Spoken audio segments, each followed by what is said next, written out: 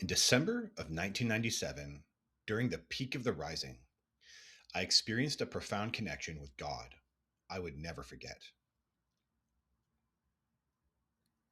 As I wrote in the rising, at one point, playing bass in my bedroom, I noticed my consciousness extended much further than my body.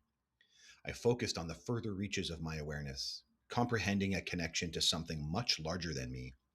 Intuitive understanding flooded in that this was God, and I was connected to it in my consciousness. I could feel its intelligence, and it cared for me as a part of it. Proceeding from this God sensation was love as an energy permeating the world around me. There was no illusion. This was an understanding of my source. I found God, I thought as my ego quickly lost the experience, but its intensity and wisdom remained with me. The Rising, page 78 to 79.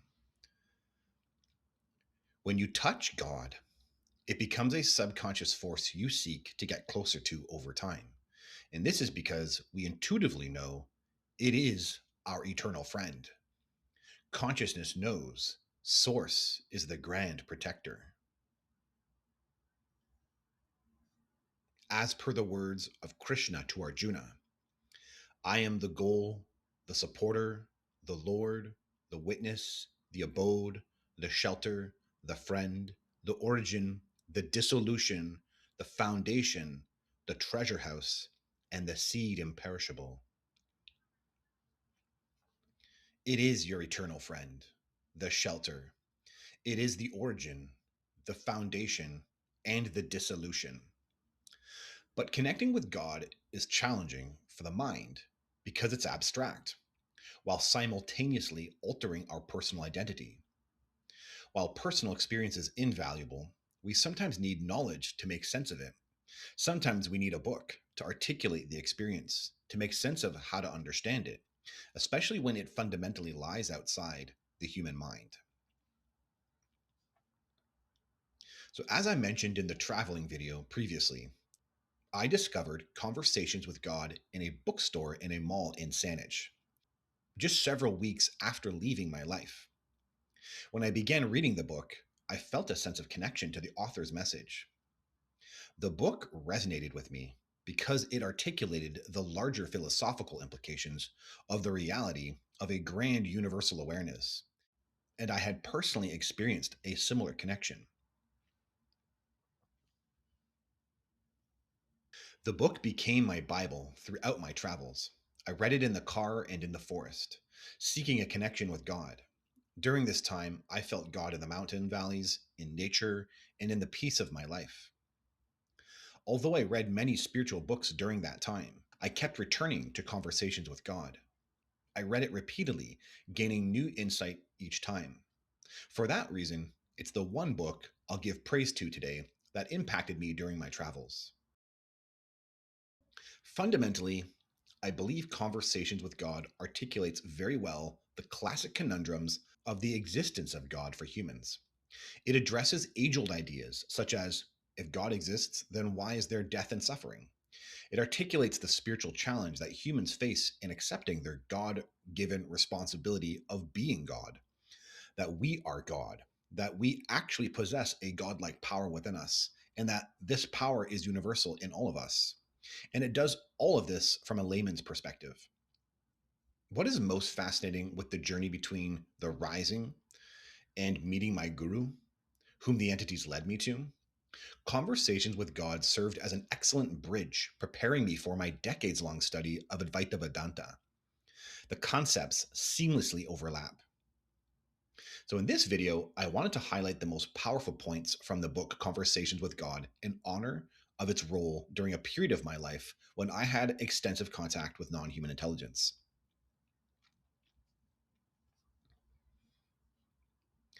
Every thought, word, and action is a communication with God, with Source.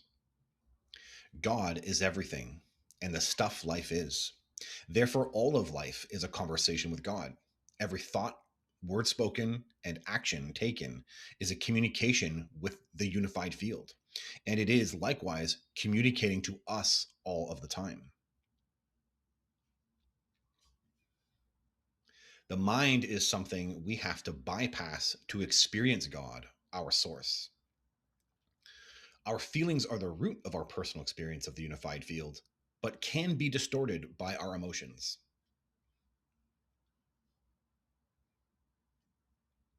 Ideas like good, bad, right, and wrong are subjective and only exist in the human mind. The universe itself doesn't contain morality, but operates on cause and effect. God's love is unconditional. Many people report experiencing unconditional love in near death experiences. It is real, people. Just accept it now. So, to have a written frame of reference for unconditional love is very helpful.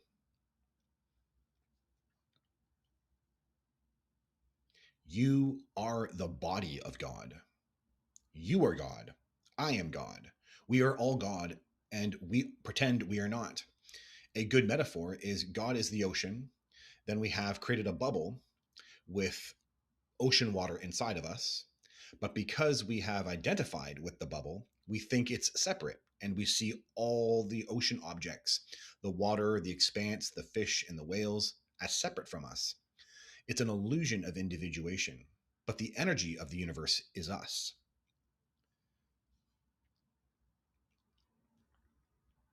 So great points from conversations with God on being a creator.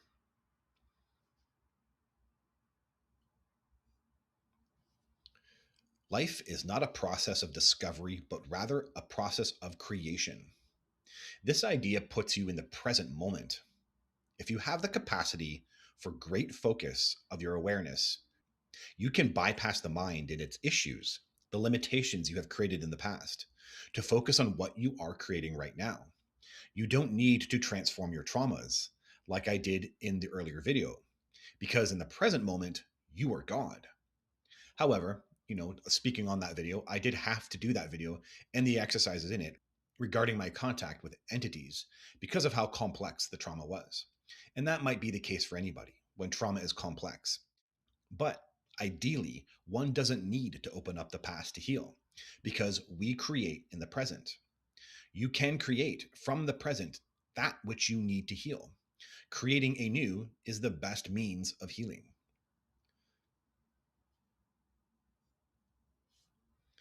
The purpose of existence is evolution, to create off of that which you are not. So we are non dual beings, using duality as a means of creating to evolve ourselves. When you experience God, you can actually deepen that experience by focusing on this. My own oversoul contains this awareness. Things that emotionally hurt me, my oversoul is like, yeah, you'll get over it. There's been times where I'm going through emotional pain and my oversoul is laughing. No joke. I'm struggling with something and my oversoul is laughing about it because my oversoul chooses emotional resilience because it knows you're meant to have an effect off of duality.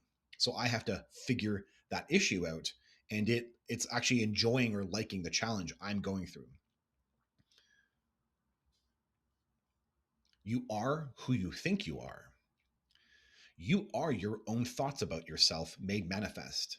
That's how you embody the Sanskrit phrase aham brahmashmi, which is I am the creator, right? I am God. I am the creator. I am Brahma. That is how you make that jump, is by your own thoughts about yourself.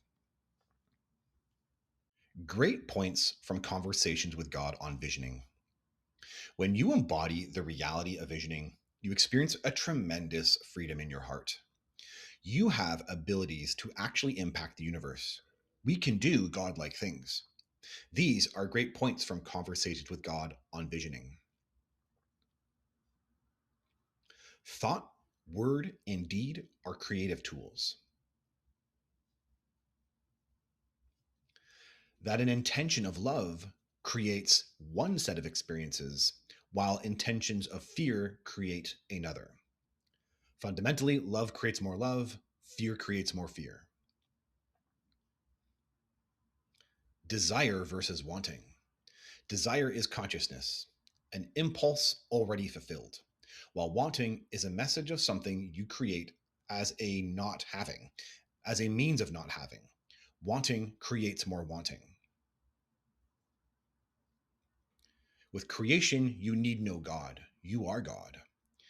But most of all, contrary to our historical belief, God, the universal awareness, is not robbing us of power. Its purpose is not about trying to placate it, but that we have the power together with it. So, as I traveled over the 2.5 years, these were the things I tried to exercise. These lines of wisdom intermingled with my experience, making the entire traveling experience a journey of finding God, of being close to God. And so, Neil Donald Walsh's book, Conversations with God, I just recommend it for those who are moving through trying to understand source and trying to understand your personal relationship to the universe. I just find this book very, very helpful in building that relationship. And, from there, that point onwards, after that, pick up the Bhagavad Gita. And putting two and two together, you'll definitely understand what your own consciousness is after in this universe and what you're trying to achieve. And you'll feel it as a personal experience, not something that that you intellectually understand, not something that you intellectually regurgitate as information, but something that you internalize as personal experience. Okay, thanks so much, people. We'll be talking soon. Have a great day.